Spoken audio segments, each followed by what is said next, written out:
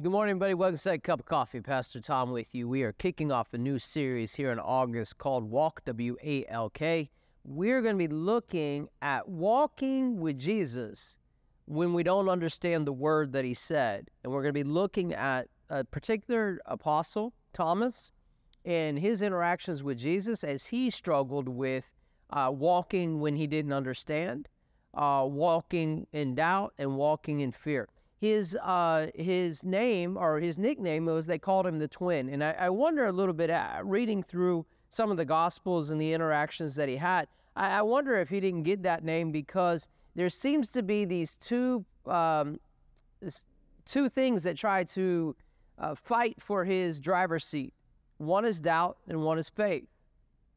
We see it again like in three different interactions. We're going to dive into one in John 11. John 11, some of you know, is when Lazarus was raised from the dead. And before Jesus gets to where Lazarus is in a cave and all of that, he's with his disciples. They send a message, Lazarus' sisters do, that he's sick. Jesus stays 2 more days. He ends up dead. And he said, all right, let's go now, boys. And they're not understanding. They're like, well, if he's just sick, he'll get better. And he said, no, Lazarus is dead. Verse 14. And I'm glad for your sakes that I was not there, that you may believe.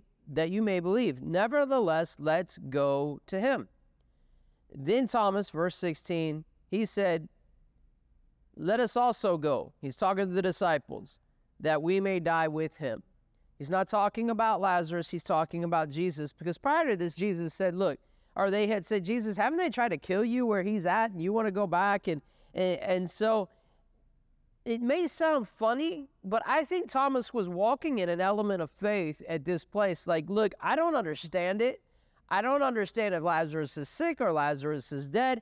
I don't understand if Jesus is in peril, if he's not in peril. All I know is this: I'm going to walk where he's walking.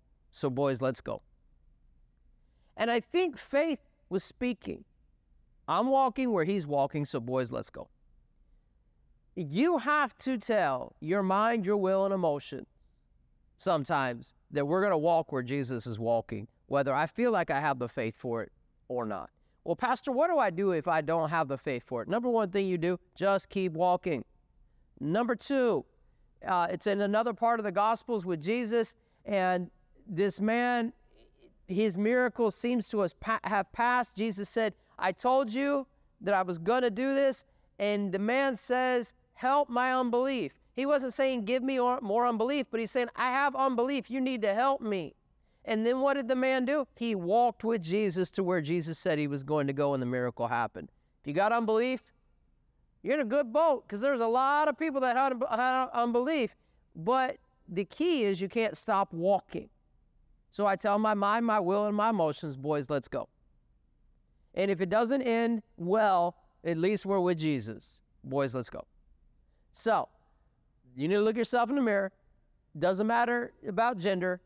If you're a lady, say, ladies, let's go. If you're a boy, say, boys, let's go. Whatever it is, you need to lead your mind, your will, and emotions on this walk. Don't stop. Keep walking, because he knows where he's going. He knows what he's going to do.